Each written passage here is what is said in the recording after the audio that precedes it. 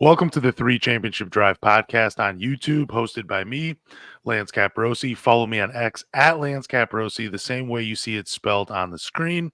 And check out the Three Championship Drive podcast on Spotify, Apple, Google, or wherever you listen to podcasts. Don't forget to hit the subscribe button and do us a favor. Tell a Pistons fan. I would tell you where to find Zach, but he does not have social media that's worth mentioning. Sorry, buddy. Dude, why is it that we do these intros and you just try to find a way to roast me? It's playing me one-on-one. It's not having social media. What's next week? Like, what else are we gonna do here? Do I need to make an X account just so they can find me? Is that what we need to do here? It's so hard to grow on that, dude. It's so hard unless you have OnlyFans. I'm thinking about starting my OnlyFlannels. I'm thinking about going to Macy's and JCPenney's and just taking shirts and just flannels and posting them online. I think that'll work. You should just take them at the store, but leave the tag on them. In the dressing room with the tag. I'll never buy them. I'll just take that awkward dad like selfie in the large mirror at a JCPenney. Like, hey, check out my OnlyFlannels. I've actually taken one of those photos, and it is awkward because a little bit. Yeah. Did you do as a kid? Did you have to walk out and show your mom? Like, hey, this is I still do. This is what it looks like. I still do. I don't go shopping with anybody else other than my mom. She still asks me to come out and do the twirl. Do you buy new shoes and run up and down the aisle when you buy new shoes at Payless or whatever, the shoe carnival? I never ran up and down the aisle trying the shoes. I would just walk on them. I was told to. That's it. Yeah. I mean, what else are you going to do with your shoes? Like run? No, I'm good. All right, let's get into this though. So normally the past few episodes we've been starting with three prospects that we're going to talk about, and that's fun. But today we're going to do a Detroit Pistons mock draft. So what we're going to be doing, we're going to be drafting 1 through 5. We're going to be telling you guys who we would draft at 1, 2, 3, 4, and 5. Zach and I each have different lists. I mean, I hope we have different lists. We did not discuss this at all, but I'm sure we'll have a few players at the same spot. But I am curious. So we are going to do another mock draft later in the episode. I want to go first in that one, so I'm going to let you go first on this one. Oh. So for the first pick, the Detroit Pistons select, and I'm sending it over to you. Who do they take with the number 1 overall pick? Zachary Rishache. Did I say that right? That's how I say it. So that's yes, how you did. Say it. I'm going to take him with the roster we have at hand. You flip open a book, you see the script. This is who's on our team. No changes whatsoever. No free agent signings, no trades, no nothing. With the team that we have right here at hand, Zachary Rishache is the best fit for this Detroit Pistons team. I would take him number 1 overall just for the fit. There's a lot of talk probably about the Alexander Sarr, which he's maybe the best prospect for this draft. I totally get it. But if we're running with what we have with Jalen Duren and Isaiah Stewart and all the pieces we have, I think Zachary Rishache is the best fit at number 1 for Detroit. Okay, but what makes him the best fit at number 1 for the Detroit Pistons? Give me a little something about his game. I like his ball handling. I watched a little bit of his clips. I like the way that he can kind of create space for himself. I like that he makes an open shot. He's got a slower kind of release to his shot. I know that we didn't get to really I don't think I wasn't here yet to discuss him on the pod about his talents and what we liked and if ands or buts about him.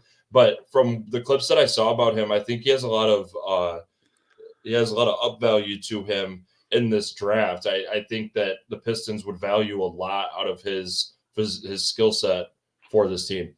He does make solid decisions with the ball, and even if he doesn't develop as a scorer, you can see him being a real connective piece on this team.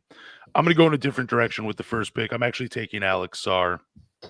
And because I feel like this is a chance for the Pistons to pair Evan Mobley with Cade Cunningham. And I don't mean by trading anybody, but I'm just saying Alex Sarr, when you watch him play defensively, you look at his body, he does remind me a little bit of Evan Mobley.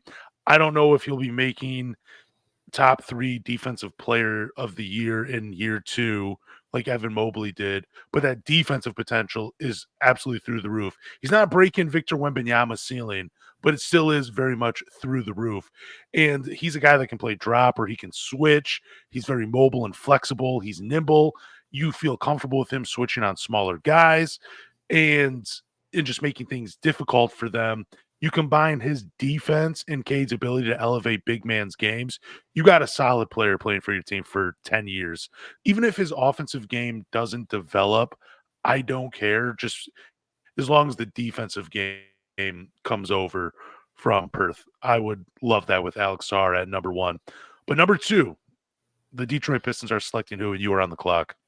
Number 2, it was really a tough select for me for 1 and 2 because Alexander Sarr is my number 2. You can't pass up on him if he's available. He's a very good player. You literally just listed off everything that I was going to say about him. He plays his part well. He knows his role. He's a very good, very skilled big man. And can play his position very well. So Alex Sarr would be my number 2 pick. I kind of had a feeling you were going to go with Alexander Sarr at number 1. Part of the reason why I slipped for Zach to go for my number 1. I don't have any downsides really about either of those players. I just think Richelet is a better fit at the moment, but Sarr is my number 2. So number 2, I have Zachary Richelet, the 6'8" wings. So yeah. Same thing, dude. Just like can push the ball after getting a defensive rebound. Showed this year that a diverse set of shooting, whether it was backpedaling, moving without the ball. I really like him at number 2. I said it when you were talking about one. It's just because of his quick decisions with the ball, and I can see him being a connective piece for the Pistons and just being an outlet for Cade or Jaden Ivey. And again, even if like the shot creation, meaning like he's going to make defenders dance with him, even if that doesn't come along and that part of his game doesn't develop, I think he'd be very solid. Like I like his floor basically is what I'm getting at number 2. But at number 3, who are you taking? Number 3, I am looking at a scorer, and I was here for the pod, for the videos, for this guy. I really raved about him, and I'm still going to keep raving about him. Is my Kentucky guard Reed Sheppard. I think Reed Sheppard would be you knew it was coming. You knew it was coming. I have a weird sense with this guy that he could be something special in the league with his shooting capability and his size and length at the shooting guard position. So number 3, I take Reed Sheppard out of Kentucky. It's funny because I'm actually taking a Kentucky guard at number 3, but I'm going Rob Dillingham at number 3. Just because, again, you can't go wrong with a Kentucky guard. Whether it's Reed Sheppard or Rob Dillingham, they both have a skill set that fits with the Pistons.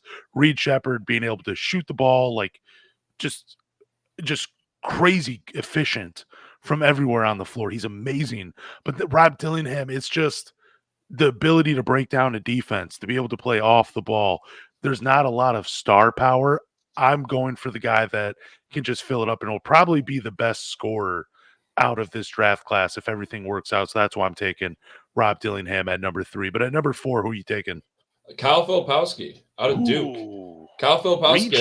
I know that we took some hate on the internet for this guy talking about joining the Pistons, which I didn't really understand because it's more of just a topic of conversation with these guys coming into a draft. You don't know what these guys are going to really bring to the table until you put them on the roster. So you don't know how well he can actually fit with the roster that we have right now. But when it comes to talent, you can't turn down a Kyle Filipowski. You really can't.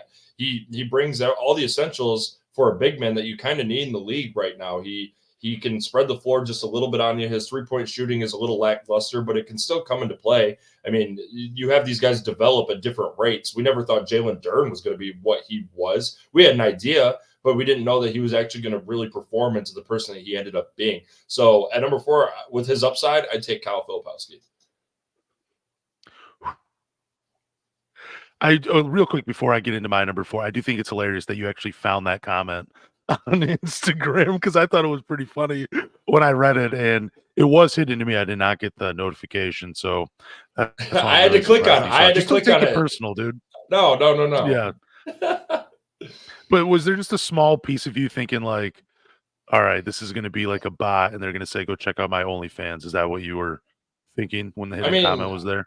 I mean, I wasn't going to click on it, but you can just take a peek at it. But then you click on it and you got roasted a little bit for talking about a dude from Duke. So yeah, I don't know.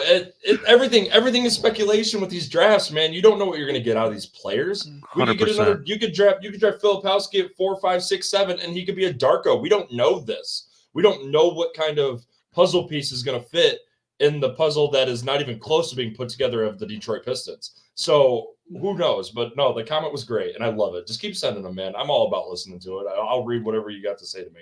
Awesome, no problem. At number 4, I'm taking it's a toss-up between these two players, and it's Cody Williams or Ron Holland. I love Cody Williams out of Colorado. I do like Ron Holland from the G League Unite. Both offer two-way potential. Both can create offense. Both have that effort and hustle defensively, but both struggle from the outside when it comes to shooting the ball. And that's the biggest what if to their games. I think if I had to choose between the two, I lean more Cody Williams than I do Ron Holland, but I'm a fan of both. So I would go Ron Hollands with the 4th pick. But at number 5, who are you taking? Man, I do like Ron Holland. I really do like him. But for my number 5, I'm going to go with a little bit of experience. And we had this conversation about this guy that we were a little unsure bringing somebody from college, being as older as he is, but with his maturity from his game, I did like it a lot. And it's a man out of Tennessee, a Dalton Connect. I really did like his game. I thought the way that he controlled himself going to the basket, how he shot the ball, and how he kind of created space with a shot, I really did see an NBA vibe with him. So I'm going to run with him at my number 5. I do actually like that pick, Dalton Connect. His game has grown on me, but still being older, it'd be hard for me to take him in the top 5. But I do like the reasons you're picking Dalton Connect. But number 5 for me, I'm going a big man. I'm going for the defensive potential, and that's Donovan Cleon out of UConn. I have to go with him. I feel like if the Pistons were going to trade one of the young guys, whether it was Jalen Duren or Jaden Ivey, you're probably getting more back for Jalen Duren just because of what he has done in the NBA. And I think if you do trade him and you went into the draft and you drafted Donovan Cleon, again, the defensive potential is just too much for me to pass up at 5. But also the way Cade elevates big man's games, I'm not worried about it. I think he would still be able to give you some of that Jalen Duren on the offensive end as a lob threat and a guy that can just catch a pass and finish around the rim. That's why I'm taking Donovan Cleon at number 5. I also do really like him. I like him a lot coming out of UConn. UConn is a very successful program. I enjoy watching guys that can grow so well where they're at and see how much success they have just on a team before they move into the league. I wanted to put him in my top 5. I really did, but he was my flip-flop with Reed Shepherd. I was thinking scorer, or was I thinking defense? If I'm thinking that the Pistons are going to trade and kind of rebuild again with our 4 and 5, I wasn't really sure of how I wanted to run with it, but I do like he would be a wonderful fall for a number 5 pick. It would be awesome. But let's just keep it with the NBA draft. So we do have the draft lottery coming up here soon. Who do you want representing the Detroit Pistons? Do you want a former player? Because when they had Ben Wallace, they get the number 1 overall pick. When they had Rip, they dropped to number 5. So do you want to see them go with another player, or who are you thinking? So when I read the script after I slept for 14 hours today, not knowing that when you post the script, it's the same thing in the drive, which is my fault completely. The first thing I read on that was this question: was our draft lottery representative? And the first thing that came to my mind, the first Pistons jersey that I was ever gifted, one of my favorite players as a very adolescent kid was Grant Hill. I loved watching Grant Hill. Grant Hill was my first ever Pistons jersey. I thought Ben Wallace, I really did, but I'm pretty sure it didn't last time Ben Wallace go. We kind of got scuffed on the picks in the lottery. It dropped. No, they got the number 1 over. It was number 1. Ben was the number 1 overall pick. I was thinking Ben Wallace. But I think Grant Hill would be a great representative there for us. I wonder if he would do it too. I wonder if he would actually do the draft lottery he might do it. I don't know how many ties he still has with the Detroit Pistons, but yeah, that's a good name. I like that. I was thinking more of the dancing usher. I don't know if you remember that guy. That would be incredible. Right? That would be pretty cool. That would be awesome. Yeah. I think maybe even bring Darko Milicic back. Just let him do it. Dude, look, they won an NBA championship his rookie year. There's a little bit of luck to him. Not a very good player, but the What human victory cigar. what kind of luck are we chasing right now? Like one of the worst picks ever in an NBA draft. You're gonna have him represent our Bro, number one overall pick. dude, You're a yeah, savage, but I'm all yes, for it. Him and yeah, Grant Hill. Let's do it together. yeah. Just, I think Darko should be shown a little bit of love. Oh I mean, I do. man, You, that's tough. it's a whole different debate, but we'll get into it sometime. Okay, so we're going to be talking about the president of basketball operations. That's been a huge storyline this week. Just to kind of tease it just a little bit, what former Detroit Piston would you want as the president of basketball operations? Like, if you could, like, for whatever reason, they don't even have to be working in management right now, but who would you want sitting in that chair with that role? Allen Iverson. Okay, not the guy I was thinking you were going to go with, but all I right. I just wanted to spitball one, because he's a gambling man. You never know. What if he pulls something out that's better than what we thought? I thought Allen Iverson only because he can see talent, man. If we're looking at and that's what you're saying. You're saying a guy that doesn't have a background in being in management. We're just pulling someone off the street that used to play or was a part of the organization. I like Allen Iverson. Yeah, maybe he has an eye for talent. I also would like a Ben Wallace. That would be great, to be honest. That'd be interesting. It would be very interesting. But putting one of those guys in that scenario, they're not going to get full effect of being able to make decisions, and that's not something that they would want. I think Rip Hamilton wants a chance to work for the Detroit Pistons, but I think he wants to work in management, but I wasn't thinking Rip Hamilton. I would love Tayshaun Prince if I'm giving like a very realistic answer because of what he's done in Memphis. I know they're banged up this season, but he seems like a guy that has an eye for talent. I thought Grant Hill would be a great pick for another real answer. Mhm. And then I thought, just like if we're going to take a shot in the dark, and because we're thinking it can't get any worse than it is right now, I'm going back to the well on this. I already said his name once on this podcast, but Darko Milicic, just give him a shot to run the team. And maybe, again, not a very good NBA player, but you never know. The dude might have like a real eye for talent. What if he's just amazing in this role? I would love to see it happen. I don't think it gets any worse. Why not? Put him on a 1-year deal and just say, hey, try to fix this mess. And imagine if he could do it. It would just be the comeback story of the year for Darko What Milicic. kind of crazy train are you running right now? Like, I don't understand. You got a Darko thing today? Did you have a dream that you played one-on-one at the Y with Darko or something? Is this what we're doing right now? Because you are on something different with him. Am I against it? No. Me saying Allen Iverson, almost as crazy as you saying Darko Milicic. So I don't know where that came from. I can't hate on it. I don't know. I thought about it. He played there. Wasn't great. Horrible idea to bring him in. He did. But I Darko Milicic, man, you got to get that name out of your mouth. No, I'm just saying, like, it can't be any worse than it is right now. And he's found success in other things. Again, you don't have to be great on the floor to be a great GM or a president of basketball operations. But if we're just going to just throw a random name at that position, give it to Darko. See what he can do. I think Grant Hill could be a good piece. Yeah, a realistic answer. Grant Hill would probably be pretty great in the role. I mean, he's already doing it for Team USA. But I mean, how hard is it choosing from an all-star pool of names? Yeah, let's be real. All right, so Blake Griffin, he was only here for a short time, but Blake Griffin has retired from professional basketball. He is done. Who knows if he actually decides to play with the big three? But the question is, does Blake Griffin make the Hall of Fame? But before we get into it, he came to the Detroit Pistons via a trade back in 2017, 2018. The Pistons traded Avery Bradley, Tobias Harris, Boban, a 2018 first-round pick, a 2019 second-round pick for Blake Griffin, Bryce Johnson, and Willie Reed. In Blake Griffin's first 25 games, he averaged 20 points per game, 6.6 rebounds, and 6.2 assists.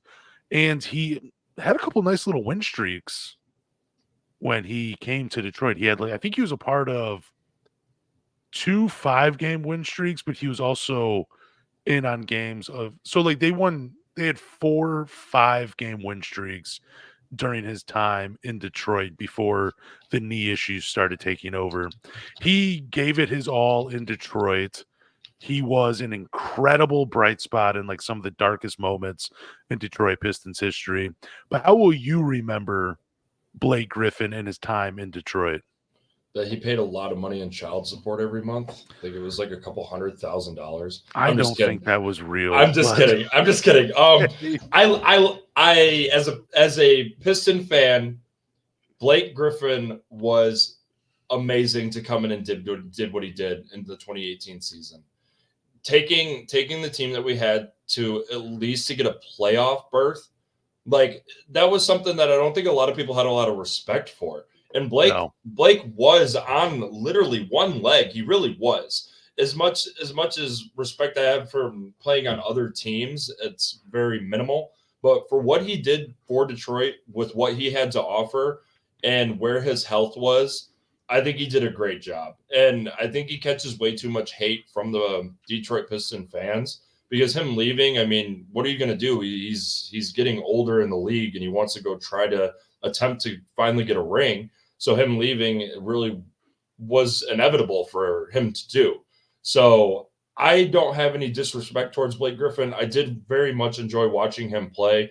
It was nice to have a star finally on the Pistons roster that actually got calls. Like Yep. we, for the longest time, we didn't have a guy that was a bona fide star. And yet Blake wasn't a superstar, but he used to be, and he was coming off decent years with the Clippers. So we actually had a guy that could go to the rim and get foul calls at the rim. We never had that. So it was nice to add some type of hype to our little Pistons choo-choo train that was incredibly slow. But we went somewhere. We got murdered by Milwaukee, but we all knew that was going to happen. But at least we got to a spot that we wanted to be in. So I have no hate for Blake Griffin. I enjoyed watching him play. I wish Detroit had done more for him when he was here because he definitely deserved it.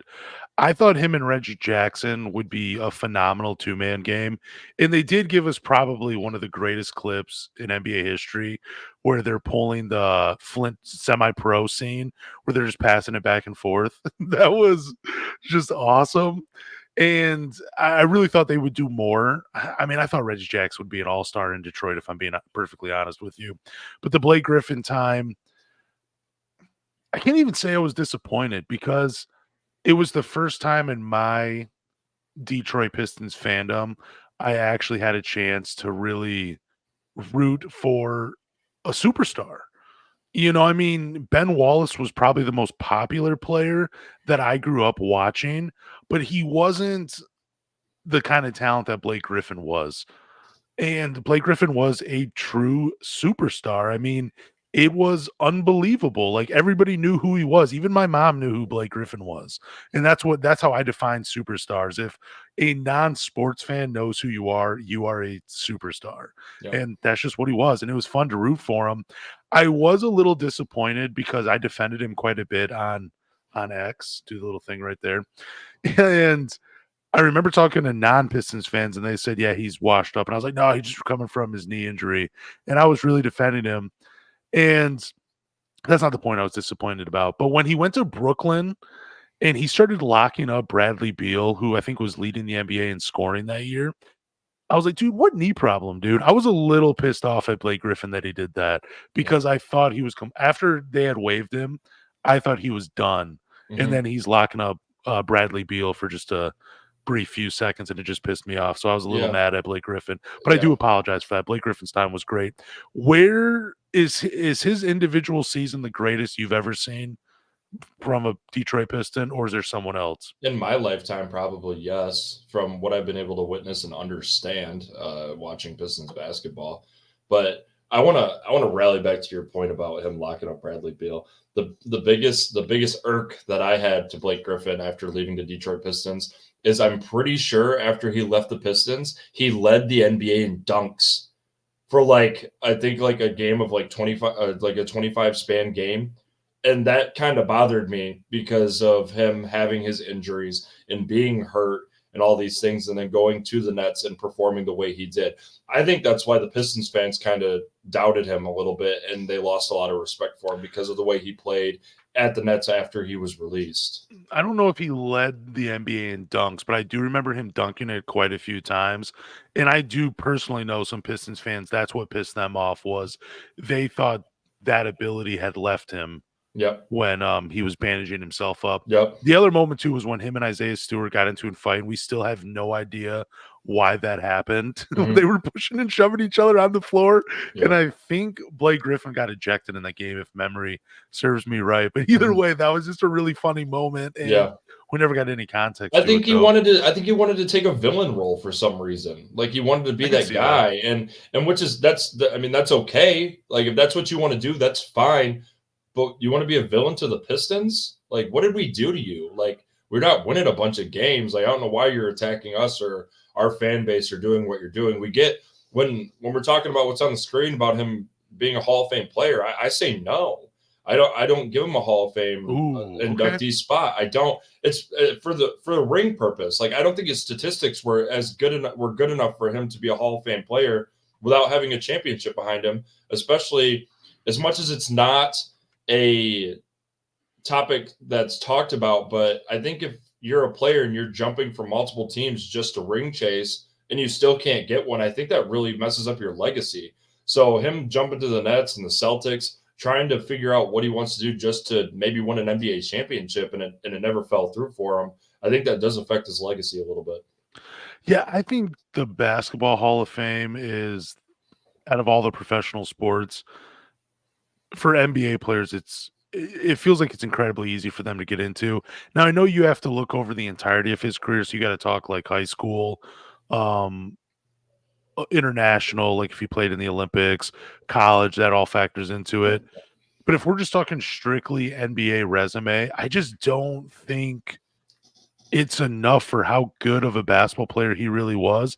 Like his individual award was Rookie of the Year.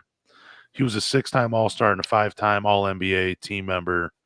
And so he was acknowledged as one of the 15 best players in the NBA for 5 seasons. But If you classify jumping over a Kia to dunk a basketball, you're in the Hall of Fame. I guess he wins. But I don't think I don't think everything that does on his resume is something that gives him that title to make it there, because that's a prolific thing, man. That's high power. Like that's something that you have to be super proud of. And I just don't think he has earned the right to get that gold jacket and be in that club. yeah, I kind of go back. I mean, my criteria for making the Hall of Fame is I feel like I'm a lot tougher than anybody voting in on it though. But I mean, if Vince Carter got in, and I understand he was a really popular player, but Vince Carter's resume, in my opinion, is not as good as Blake Griffin's, even though he did reach the 25,000 point club. I think Blake Griffin gets in, and I'll respect that decision when it actually does happen. But in my opinion, I don't view him as a Hall of Famer. I view him as a guy with Hall of Fame talent, but I don't view him as a Hall of Fame basketball player. But I want to look over because we were talking about like the best seasons ever. Where would you rank him? I got 3 names I'm going to give you, and I'm going to tell you their resumes for those years. Where would you put Blake Griffin's 2018-2019 season on this list? So we're going to start with Joe Dumars. In 92-93, he was an All-Star, All-NBA second team, All-NBA defensive first team. Then we have Grant Hill, 96-97, All-Star, third in MVP voting, All-NBA first team. Then Ben Wallace's 02-03 season. He was an All-Star, Defensive Player of the Year, All-NBA D first team, All-NBA second team. Where does Blake Griffin's 2018-2019 season rank with those 3 seasons? I don't even think I think he's last. I think he doesn't crack anything above those guys. I think those guys are more legends and did more for the team than Blake did. Unfortunately, I my tops on that is Ben Wallace for sure. Okay, It's so Ben not going Wallace to is touch. number I 1. would say Ben Wallace is my number one, followed by Isaiah, then Dumars, then Blake. Like, and it sucks. It sucks to say though, having this conversation, that's our list. That we don't have a lot more to add to it for individual like top tier performances for a season. But I don't think Blake has really cracked it for Detroit. Like he did what he did, and he brought positive vibes to Detroit. Stan Van Gundy doing what he did to bring him into Detroit was insane. Like him doing and taking on the contract, getting rid of so many people just to bring him in, like kind of going all in for a season to go and attempt to win an NBA championship. But it was more of just an attempt to make the playoffs. And that's what they did. So I think they accomplished their goal, but I don't rank him higher than any of the guys on that list. So he would be number 4 on that list. So you're Yeah, saying Ben Wallace, Joe Dumars, Grant Hill, or are you saying Grant Hill number 2? I put Hill. Hill I would be put Hill number 2. Okay. second. Yeah. Yeah, I don't know how I would rank him. I think I'm with you on Ben Wallace number 1, and then Dumars and Hill's a toss up. It is. it And is. I think that falls down too with the era that they played in. With what they did and who they were playing versus in the years that we're talking about their performances, because competition's a lot different, I think. Man, yeah, I would go Ben Wallace. I think I'd go Joe Dumars number 2, then Grant Hill, then Blake Griffin on that. That's how I would do it. Yeah. Oh, that was cool. I like that. All right, so several NBA executives believe there's a chance Tobias Harris will sign with the Detroit Pistons in free agency. This comes from Keith Pompey, Sixers beat writer for the Philadelphia Inquirer. So you can actually trust him a little bit more, Zach, because he is Awesome. he's a very credentialed journalist. I've seen his stuff plenty of times. So Tobias Harris obviously has already played for the Pistons. We just mentioned him when we were talking about Blake Griffin. He was part of that trade package by the Pistons to bring in Blake Griffin. If the Pistons sign Tobias Harris, is it seen as a letdown this offseason to you? I would say no. I think he'd be a good fit for the roster that we have at hand. I do. I've always enjoyed Tobias. I've always loved him on the team. I thought he was great. And I think that letting him go was just kind of a bad situation, because I think Tobias actually really wanted to be in Detroit. And that's really rare to find a guy that wants to be in the city of Detroit to play basketball for a sub 300 performance winning team. Like that's really tough to see. But depending on how much money he's going to hit on cap space to bring him back out of free agent, because is his contract up after this year? It is. He's a free agent Yeah. this year. So depending on how much he's willing to take to come back to Detroit, I don't see an issue with him coming back at all. And honestly, I want him to bring back Boban with him so I can see more Cheez-It commercials. Maybe we can be like Little Caesars Cheez-It Arena. Like that'd be pretty cool. But like I enjoyed Tobias Harris as a Piston. I always did. He was a consistent player. You could tell he always gave 1,000% effort, and he cared about the team. So I would not have an issue of bringing him back, depending how much it's going to cost us. Yeah, I don't want that to be the major move this offseason, though. I want the Pistons to do something else and then bring in Tobias Harris as well. But if you can bring in Tobias Harris for like 20 to 25 million, I'm okay with it. He's not 31 your star. years old. He's not your star. He's someone. He's a supporting cast. Yeah, he'd be a good outlet for Cade. He'd be a great. I think he would fit well with Cade. I think their play style, because at the end of the day, I like Tobias Harris. Like one of the things that I loved the most about him when he was Detroit is when the shot clock's down to 5, this dude could make something happen, and he usually always did. Whether it's finishing at the rim or just pulling up with a mid-range game, like I really enjoyed how he played the game of basketball. I did too. I was a big fan of his. And I still am. I mean, I know he is consistent, but also there are some moments in his career where he has not shown up for his team. And some Pistons fans were riding him hard. I think it was during the play-in game, and he did not have a great performance. And I think he was actually benched in favor of Nick Batum, but I could be wrong about that. But if you're paying him more than $30 million, which you might have to bring him in, and I know the Pistons have like $60 million in cap space, I guess I would live with it, but I would rather pay a little bit less for Tobias Harris. And I don't see it as a letdown if they bring him in this offseason. But do you think Tobias Harris is an upgrade over Bojan Bogdanovic, who they traded to the Knicks earlier this year? 150% yes. Okay. I think he's a better culture, like system guy than Bojan was. And even him playing in New York, he's still a little off. You can tell that he hasn't really fit in.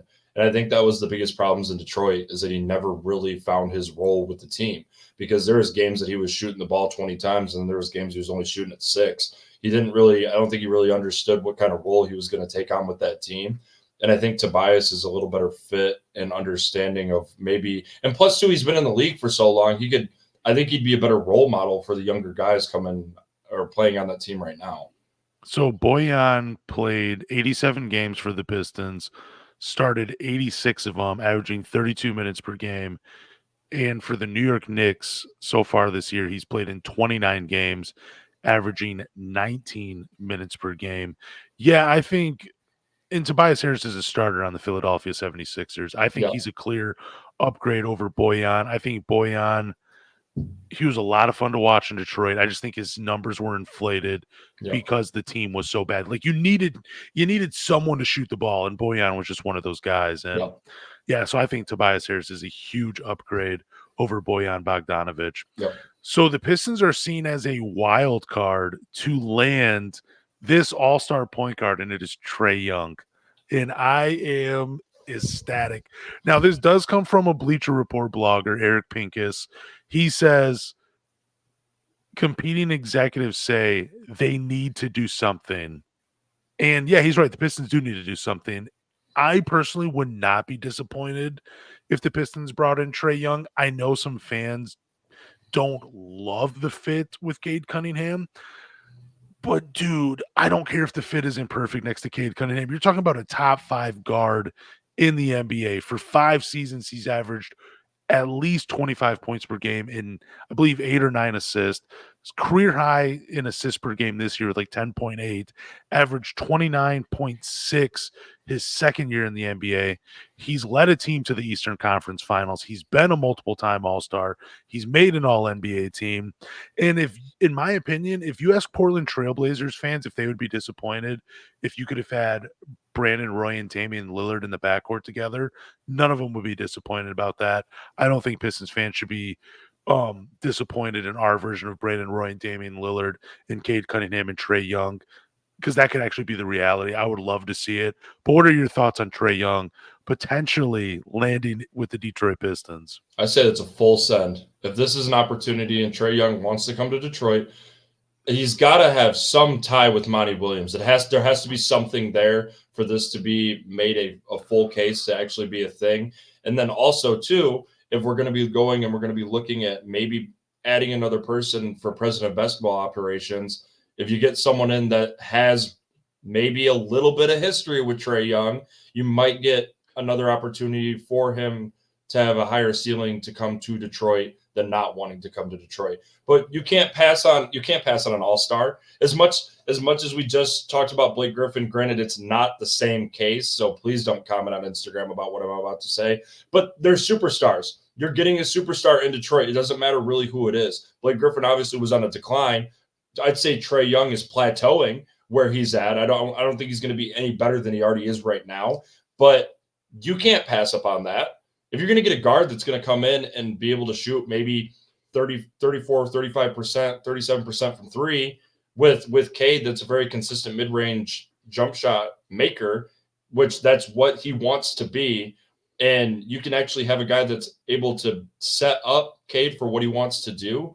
I don't think you can pass on that. It's too oblivious to a lot of people. And I don't care what Pistons say about Trae Young of negative comments of him coming to Detroit.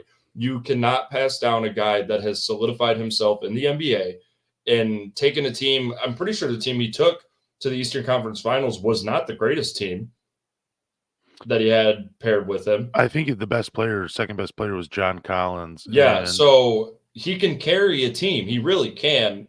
I know that he has his cold sprees, but doesn't every NBA player? So if they have an opportunity and you have the cap space for it, I say you sign him because you can get him plus maybe a top 5 pick, maybe a number 1 overall pick. You could maybe kind of boost this rebuild a couple years in advance. Yeah, I'd be willing to go out on if the perfect scenario for me in acquiring Trae Young would be You're trading Jaden Ivey to the Atlanta Hawks because they're in a Yep. rebuild. You probably got to get rid of the first round pick this year. So you're probably picking for Atlanta, and who knows who they pick. But then you're bringing in Trae Young. And then I would honestly call the Brooklyn Nets up, and I would try to bring in Nick Claxton from Brooklyn by trading Jalen Duren because I know the Nets might be trying to rebuild. And then you get your potential 20-10 guy in Jalen Duren. Pistons get their defensive anchor in Nick Claxton. And Cade and Trae Young have made big men look good. I think it's just like that. That would be the dream. And then you bring in Tobias Harris potentially if you still have the cap room. I Yep. don't know how it all work, but like if you could do something like that, that's a roster I think most fans could get behind and be like, yeah, I'm rooting for that. Even though there are fans out there that are like, I don't want to see Trae Young. If he's in a Pistons uniform, you're rooting for him no matter what. It does And not you're matter. buying it. Yeah, And you're buying exactly. it. You're gonna buy it. He's gonna fill the seats. Yep. And I know that's a part of the whole GM concept of this is that's also flashback to Blake Griffin. Blake Griffin put people in the stands, man. Whether He whether did. people want to say it or don't say it that they liked him or they don't like him, people still went and watched him play basketball, man. So I don't think that's and if we have to give up the first round pick, do it. Because right now, even me and you have speculated 100 different times of who the hell we're going to take at number one. So Yeah. who cares at this point? Like unless you as a Piston if we were sitting there and he is 150% committed to a player in this draft, then go for it. But if you are unsure, you make this move because if you have Trae at the 1, Cade at the 2, I would put Fontecchio at the 3, Tobias at the 4, and then if you go for Nick Claxton at the 5, that's not a bad roster.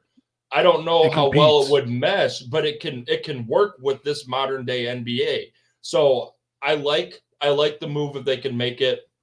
Granted, we haven't really been one to really take shots recently, so I don't know if that's something they're actually going to reach out and go for. But if you have the opportunity, I say you seize it. I do too. And then you bring Asar Thompson, Isaiah Stewart, Marcus Sasser off the bench. Like Yep. it's Quentin just it's Grimes, you yeah, had the pieces. You yeah, had it's the a much better pieces. team. It's a Yep. much better team. It'd be so much fun. I mean, I wouldn't mind watching DeJounte Murray play in Detroit either. Like if Yep. Atlanta's gonna split those guards up, if I'm Detroit, I am calling, like I'm saying, hey, this is who's available. Everybody's available except for Cade and Asar Thompson. Who do you want for one of Yeah. these guards? I'm Yeah. going to try to bring one of them in because I think they could. Again, maybe the fit isn't perfect, but nothing's perfect in this world. And I just think when you are a 14-win team, you got to try whatever you can to try to make it work with Cade Cunningham before his time's up in Detroit. Yep. So let's talk about these exit interviews now that we're talking about the Detroit Pistons. So the season ended, and dude, I like the exit interviews. The only problem I have is I hate that everybody is so professional. I just want someone in the exit interview just to be like, look, dude, the season sucked. It was terrible. I'm blaming Monty Williams, or I'm blaming Troy Weaver, or Cade didn't give me the ball. I just want like a little bit of drama with the Detroit Pistons. I hate that everybody's so professional. I hate it. But what did you think about when you first read the exit interviews? What was kind of like going through your mind? Did any quotes really stand out to you? Not essentially going through all of this. I appreciated what Cade said, like kind of saying that the season was a little bit of a failure, like it kind of a learning curve. They're kind of trying to move on from it. We get it. But like you said, that everyone's trying to say the right things because I think people are also, I think some of them actually want to stay with this organization. So I think it's about burning bridges or not. They don't want to throw anybody under the bus when they do this. But I don't think it takes a very smart human being to know that they're all a little pissed off that this sucked. So when it comes to maybe saying, like maybe having some of this being scripted for what they want to talk about and what they want to say and what they're allowed to say, I think they hit everything kind of on the head when it comes to a media narrative that they just kind of said what everyone already knows. Yeah, so Cade was asked about his extension. I don't have the quote in front of me. Hey, let me see if I can pull this up real quick. I think it's here.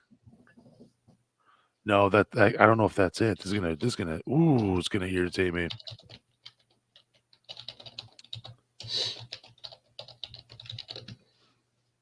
So all we hear is like Cade won't sign, Cade is going to demand out, all this other stuff, blah blah blah.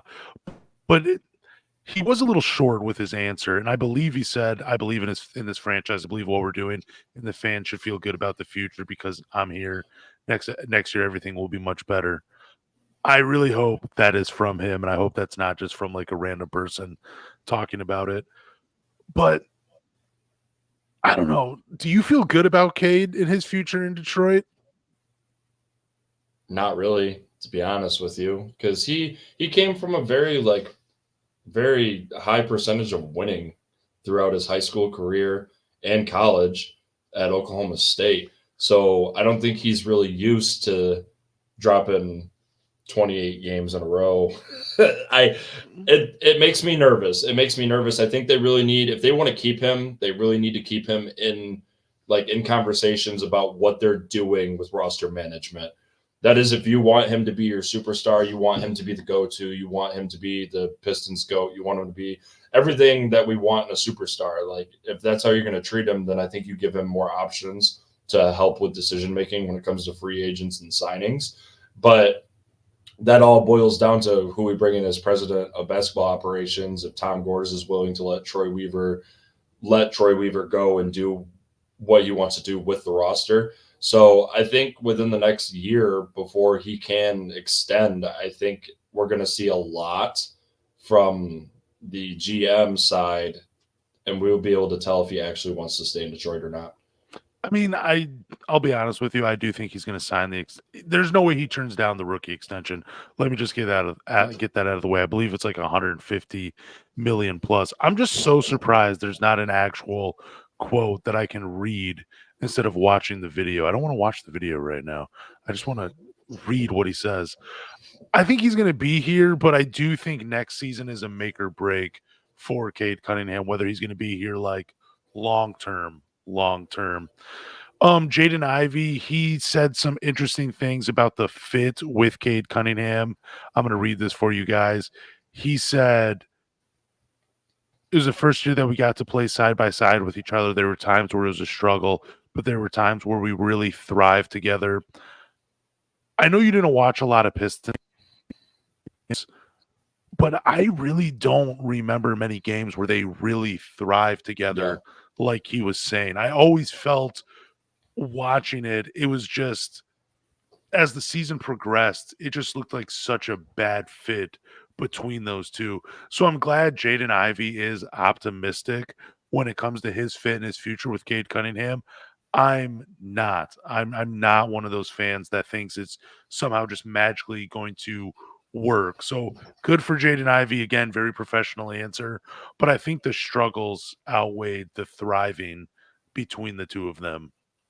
Yeah, you could really tell there was no animosity, I don't think, towards them as people, but as basketball players, you could tell that there was no meshing, and it was consistent, especially through the losing streak. You could tell that there was not a whole lot of them being like counters of each other, because I think that's how you want to be successful as like a combo duo guard in the NBA. You kind of have to be opposite of what the other person reflects. That's why I think Luca and Kyrie are so good at what they do, is because they're kind of, as much as they both are good at finishing at the rim and driving, they are opposites with how they kind of handle themselves when they play.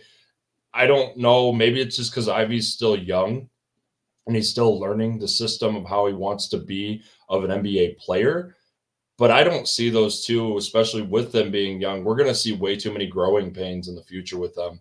So I feel like 1-2 years, maybe one more year with it. But we've already talked a million times about throwing Ivy on the trading block to see what we can get. I think he could end up being a really good number two beside a DeJounte Murray or a Trae Young. So that's why I think Atlanta might be okay with moving one of those guys. Now, I know how you talked about taking either of them on. I don't know about Murray with Cade. I think Trae Young's he's the better selection, but I think giving an opportunity to have more of a veteran guy in the lineup and have them work like that instead of working with a guy that just came into the league, I think it'll be easier for them to kind of figure things out together. Interesting, interesting. Yeah, there was a quote by Stan Van Gundy. I meant to put it in like the prep sheet when we were before we went on, and he had said something like he personally likes Ivy and Sasser. He talked about Duran, Asar Thompson, I think Isaiah Stewart as well. He threw in there. He said that Detroit did not have one of the top 2 or 3 young rosters, and there was like a lot of issues with fit between them. But he did mention Ivy as like a guy, along with a few other players, that they're more of like low end starters or rotation pieces on good teams. And yeah, I tend to agree with Stan Van Gundy on that. But there is one more quote that I really love from Asar Thompson. So he was asked what's the thing he's going to be focusing on this offseason. He said he's trying to improve as a shooter and trying to be a 3-level scorer in the NBA. And if he does that, super dangerous. But his quote is, if someone is forced to guard me a little higher, I don't think it's going to be easy. And I just love his confidence, and I love what he's going to try to bring to the Pistons next season. And if there's one guy I'm throwing all my money on to become that 3-level scorer, to become a real threat, to become an all-star in the NBA of this core 4, I'm throwing it all on Asar Thompson. I feel like this kid is going to be super special. I feel like his sophomore year is going to be a huge leap compared to his rookie year, and he's going to solidify himself as the second best player behind Cade Cunningham and the Detroit Pistons. I really do. It all comes from his exit interview. Like, I can't say enough good things about Asar Thompson. I think he was actually like really upset that he got hurt and he wasn't able to continue, because I think he's smart enough to know that, yeah, like the season's kind of shit, like it sucked. I think that he knew, because of how bad it was, that gave him opportunity to try and grow, like in a game, like take the shots that he doesn't normally do, try to put himself in a position where he can be successful and kind of figure out where he wants to grow and how he wants to move and what he wants to do in the offseason. I think he has a great work ethic. I think he has the size to be a very good NBA player. Being a part of the core 4, it does make me nervous. You saying that you think he's going to be an all-star. I don't think he's going to be an all-star, but I do. But I think that's a reach. I think he's going to be a good player if he can continue to grow, because his athleticism is amazing. He plays great defense. He does all the little things right. It's just the part of him not being a very consistent shooter. If he can get someone to be able to have to extend on him, I think he can be a very, very good contributor to hopefully a successful Pistons team in the future. He's going to be an all-star. Just watch. I All right, promise you man. that. All Yeah, right, I'm man. telling you, I And throw all what, the chips. 2028? That's only a few years away. Why not? You can only be like 24, 25 years old. Hall of Fame, 2031 class. Asar Thompson. I don't know if I would say all that, but you Bet the never know. mortgage. Bet the mortgage on it. So we got a confirmation from the exit interviews. So I don't know which episode it was that you asked me this. It might have been the last episode. Maybe it was 2 episodes ago. 2 episodes. Yeah, but yeah, maybe, I don't know. One of them. Whenever you started coming on this thing. But you asked me if Cade Cunningham. You asked me, do you think Cade Cunningham gives input? And he actually did answer this question. He said that if he's asked at all for input this offseason, he's going to give answers, because he knows how players. He even says it in this article by the Detroit Bad Boys, and I do want to read it. It's I'm paraphrasing right here, but he just says, like, I know after I play a guy how they fit, how we would work together. Why am I? He says, if I'm asked, I'll give an answer every time. I'm very comfortable and confident with how I see the game, how I see the players. I feel like I have a great feel for what guys are made of after I play against them. I seriously love that answer from Cade Cunningham. And I seriously hope the Pistons do give him input on who he wants to play with, and players, or maybe not even necessarily names, but like strengths of players he would want to play with. Like, what kind of player can help you maximize your game here in Detroit? I would absolutely love it. LeBron James. Yeah, maybe. I mean, yeah, if he wants to come. Dude, seriously, like if you could ask LeBron James, like, hey, we'll give you $100 million for 1 year. You got to get the Pistons to the playoffs. You taking it? No. Oh, okay. He's going to be on Golden State next year. I put my money on it. He's going to play with Curry next year. I don't think he's going to get bounced in 4 by the Nuggets. And he's going to be on, because they're going to trade Clay, because Clay had like the worst performance I've ever seen out of an all-star. in a play-in tournament game. I think they're going to end up trading Clay. I think LeBron will end up being on Golden State with little Bronny James, but I I don't know, man. There's so much that still has to happen that we can really decide and decipher what's going to be going on with the Pistons. So we have to see. I think it starts out who they're going to hire for operations. I think that'll give us a clue of what direction they're going to be headed in. Well, we'll get into that in a second, but I would love to see LeBron James on Golden State in that Draymond Green role, like that 4-5, just kind of being the hub of the offense. Everybody run off of him. That'd be really cool. Yeah. So we do have a story. This comes from a former Detroit Pistons, and it was Will Bynum was sentenced to 18 months in, I believe, prison for an NBA insurance fraud. He's one of 20 plus former NBA players charged. Before we get into that, I do have this made me think of a movie. And I was thinking, like, should the NBA do their own version of The Longest Yard? And I came up with a movie idea, and I want to share it with you. And it doesn't have anything to do with The Longest Yard, but I'm going to read you the synopsis of the story, and you tell me if it's ridiculous or not. All right. Okay, it's called, and I'll share some more onto it too, but it's called On the Line. And I don't know anything about this. You don't know anything about it. Yeah. No. So it's called On the Line, because you know how like you be in practice, the coach is like blows the whistle and he's like, that a lot. Yeah. On the Line. Yes, we did. So On the Line follows the story of Marcus Thompson, a once promising high school basketball star whose dreams were shattered when he was wrongfully accused and imprisoned for a crime he didn't commit. After serving 3 years in prison, Marcus is released due to new evidence that proves his innocence. So before he's released, the first scene I have is a coach that has a struggling college program, and he goes to talk to his son who is also in prison for whatever reason. He's like, Dad, there's this kid, Marcus Thompson. He was wrongfully accused, blah, blah, blah. You should give him a shot on your team. I think he can turn the fortunes around. And that's how it all starts. But upon his release, Marcus is determined to rebuild his life and reclaim his passion for basketball. Despite the stigma attached to his past, Marcus catches the attention of Coach Jackson. That's the guy I was just talking about, the head coach of a small college basketball team. Coach Jackson is impressed by Marcus's skill and resilience and offers him a chance to join the team. As Marcus begins his journey to redemption on the basketball court, he faces numerous challenges. He must navigate distrust from his teammates, scrutiny from the media, and doubts from himself about whether he can fully overcome the obstacles in his path. However, with the support of his loyal friend and former teammate Jamal, Marcus finds the strength to persevere. Throughout the season, Marcus proves himself to be a valuable asset to the team, showcasing his talent and determination in every game. As he gains the respect of his teammates and the admiration of fans, Marcus also catches the eye of a major university. So that's my story. When did you do this? Was it when I texted you the Will Bynum thing? Is when you just decided to do this? I started thinking about it when you texted me that. I was reading some stuff about it. There's a little bit more, but I don't like the other part that I send this guy one thing on Instagram, or I text him about some crazy stuff, and I get some type of story, movie, cinema. What in the hell?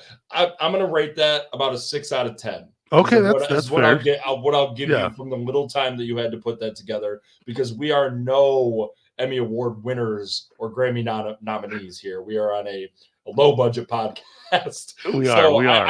I do. Yeah, we are. I do like that. I like that a lot. That's definitely intriguing. Dude, when I wore this, it worked out perfect, because it reminds me of Adam Sandler when he's at the basketball court trying to recruit people in The Longest Yard.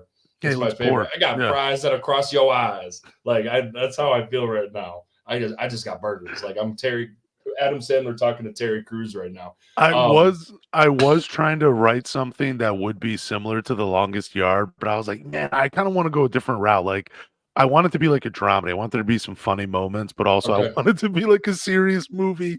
And this is what I came up with. But I might change the names and everything. What are you gonna have? Michael B. Jordan be your main character? No, I was thinking like I would go with actual basketball players. So like, fair enough. Like if I were real quick, if I were to make a quick ensemble, I would go Jason Williams as my point guard. Okay. All right. Jason White chocolate. Williams. Yeah, Yup. I like it. I'd go lethal shooter as my 2 guard for the college team. He's an incredible shooter.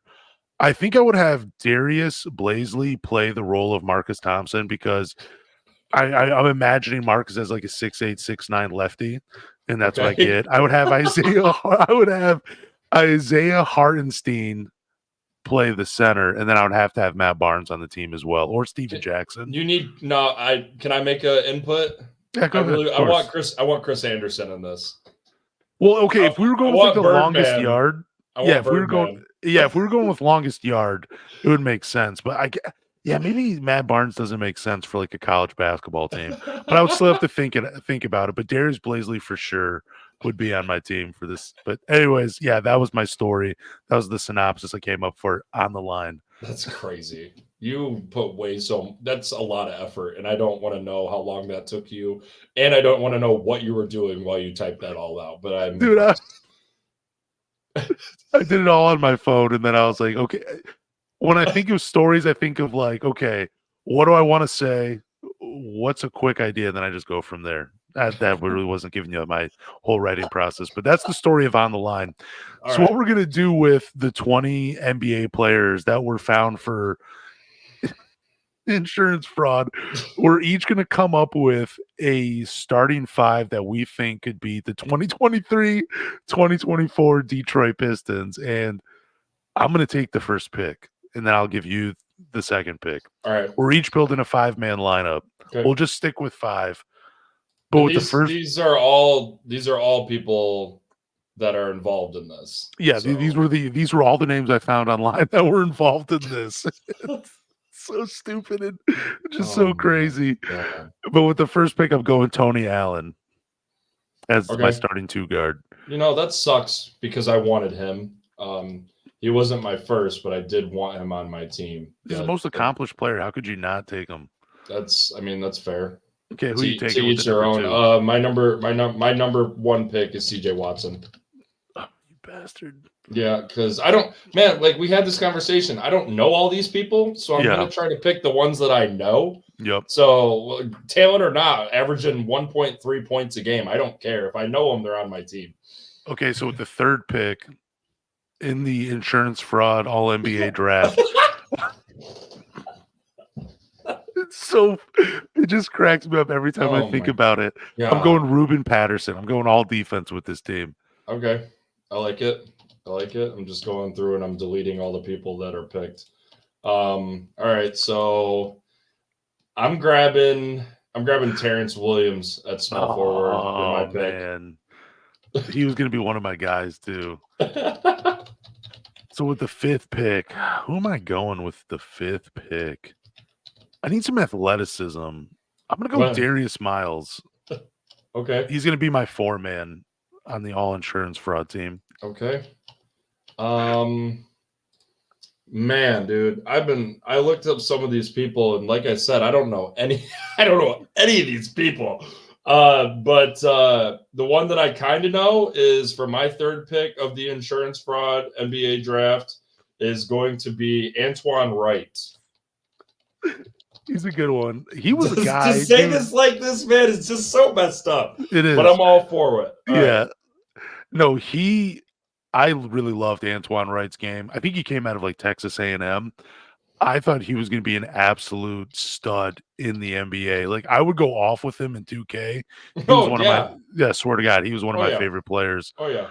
I got to go with a big man. And I know I said I was going all defense, but with this pick, I'm going Glenn Big Baby Davis. He's going to be my 5-man on the all NBA insurance fraud team. Damn it. All right. So for my center, I guess I have to pick Greg Smith. I'm taking Greg Smith. Greg Smith for my 4th pick on the insurance fraud draft. Yeah, you could have gone Melvin Eli. I could have, but I don't like his name. So he won a championship. I'm going generic with Greg Smith, BYU. I feel like we each know a Greg Smith. I think everyone knows a Greg Smith. They're just in a small town somewhere, and they usually do work for a landscaping company. So for point guard, this is tough. There's only take the man himself.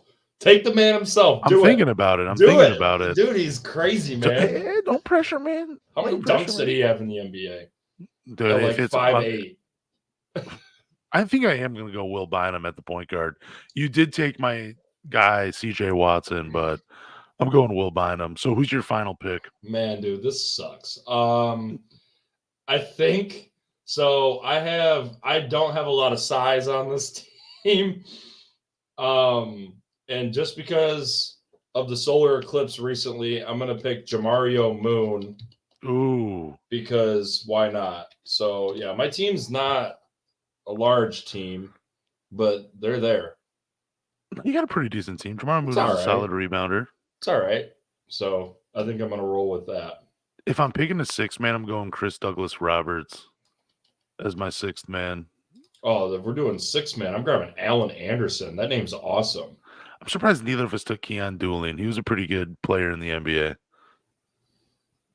Yeah, I don't know these people. This is crazy.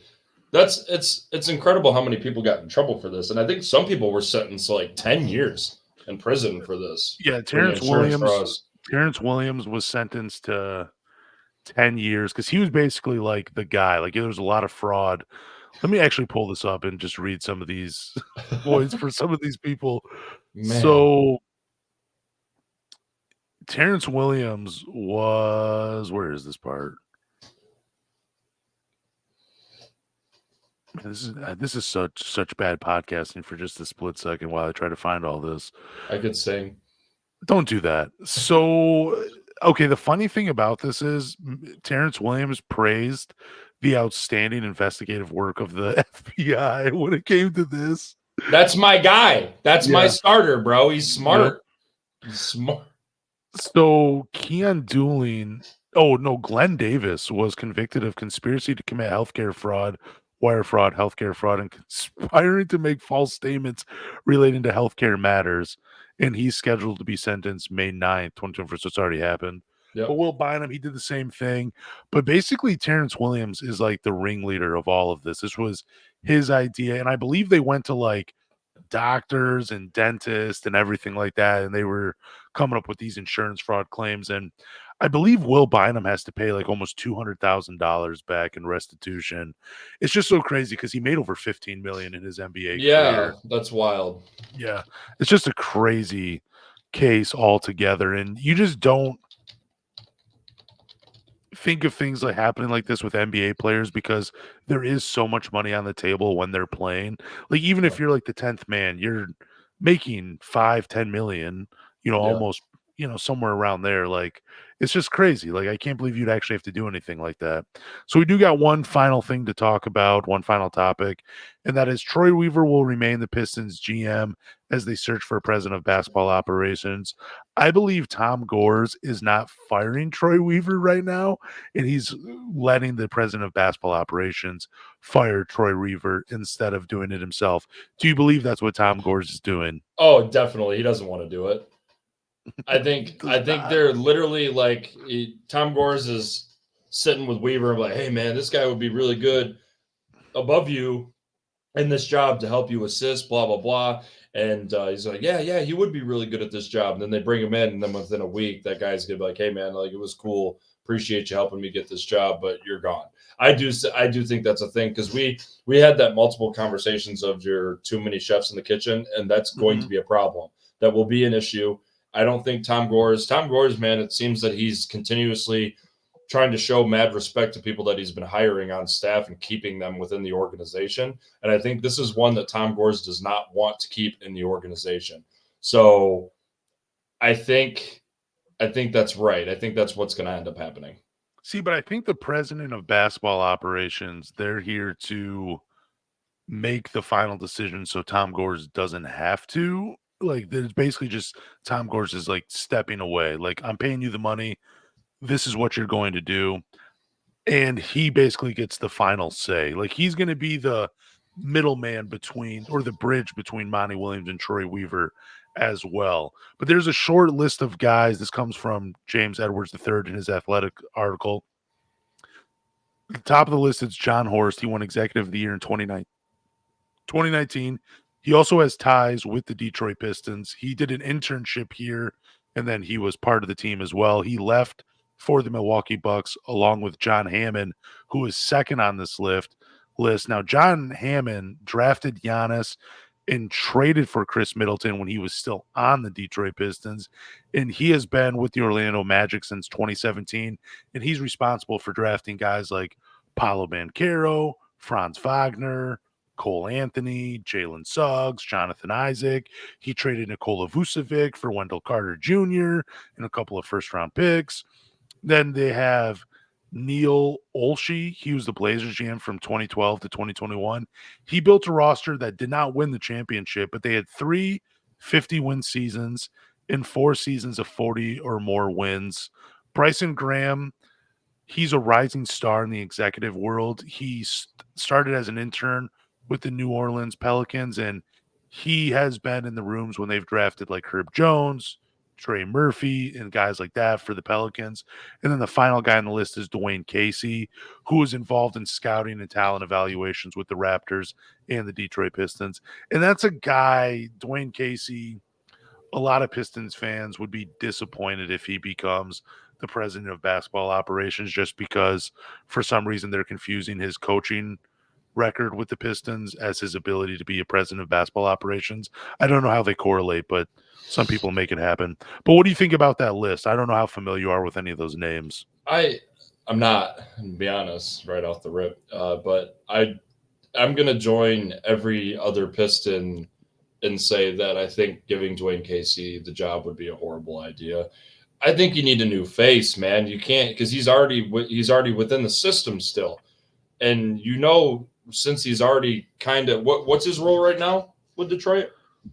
I have no idea, to be honest with you. I can look it up, but he's already a part of the organization, so you can't tell me that he's not already invested in some of these decisions already from the last couple of years, and it hasn't been successful, obviously. So I don't think bringing in a familiar face is going to be your play here. I think you want to bring in someone that has shown lights of success, like the guy that you were talking about for Milwaukee.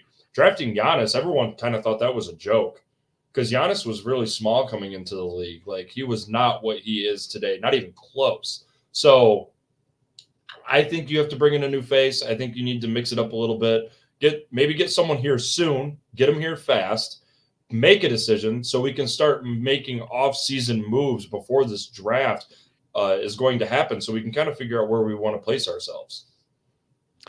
Yeah, if they're going to bring anybody in, I'm hoping it's John Hammond. I like the Bryson Graham guy as well, but I just don't know enough about him.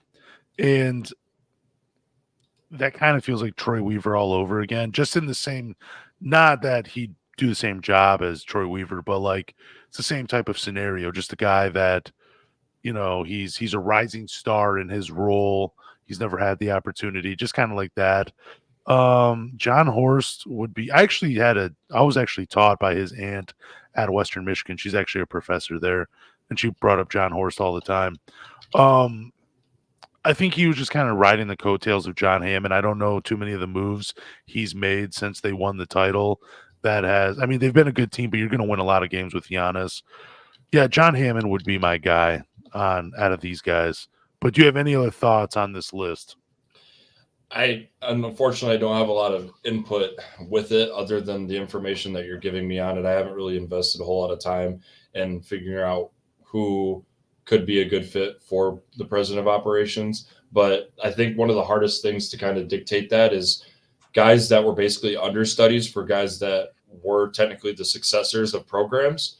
It's kind of hard. You got to really kind of dictate if you're grabbing if I worked for you and you're making all these decisions and say you drafted LeBron and you did all this and I was a part of your staff, you have to try to figure out if I was helping with those decisions or you were making them and I was just kind of sitting there on the side saying, yeah, it sounds good to me. Because you don't want another yes man that comes in that was riding coattails of someone that was the brains of the operation. So I think we have to do a little digging on that to see how that works. But even to be a successor in the NBA as a GM, I think you're always going to take credibility for draft picks, no matter if it was your decision or not. Oh yeah, I was the reason behind Darko. Yeah, no, never mind. No, I wasn't good anymore. So I had to mention his name one more time for you. Before we But end the podcast. yeah, but it's a lot to take in. And unfortunately, when it comes to being a Pistons fan and doing this podcast and talking about them and praying to God we win more than 20 games next year, it's really hard to kind of dictate who we want in charge of this, because recently it hasn't been a success story. It's kind of been just us falling into a giant pit, and it's just been spiraling ever since. I think that's a great way to end the podcast. I like that, with the idea of a pit. Darko Milicic. And spiraling out of control. It's what it is. Fire. It's yeah, all no, right. Dude, I agree. It's what it is, agree. and it's sad, man. Like, because a lot of people are giving a lot of effort and trying to be a fan and trying to watch this team improve, and I think it's falling onto the players as well, because you don't want to lose games. I mean, granted, you're making a lot of money. You're making more than I'll ever make in my entire life, which is phenomenal. But I don't know. It's a lot of things that are out of our hand and out of play. We just have to sit and hope that someone makes the right decision, and we just kind of find a diamond in the rough. Yeah, the whole thing about, like, I get it. You're playing professional basketball. You make a ton of money. But at some point, it does become more about than just the money. You know, like your legacy, like your career. What are you leaving behind? How will people remember you? Everything like that. The money's good, but you want to win. And that's what we're hoping for with the Detroit Pistons. But thank you guys for listening to the 3 Championship Drive podcast. Do us a favor, go to Google, Apple, Spotify, or wherever you listen to podcasts, and subscribe. After you subscribe, leave a review, drop a rating, but more importantly, tell a Pistons fan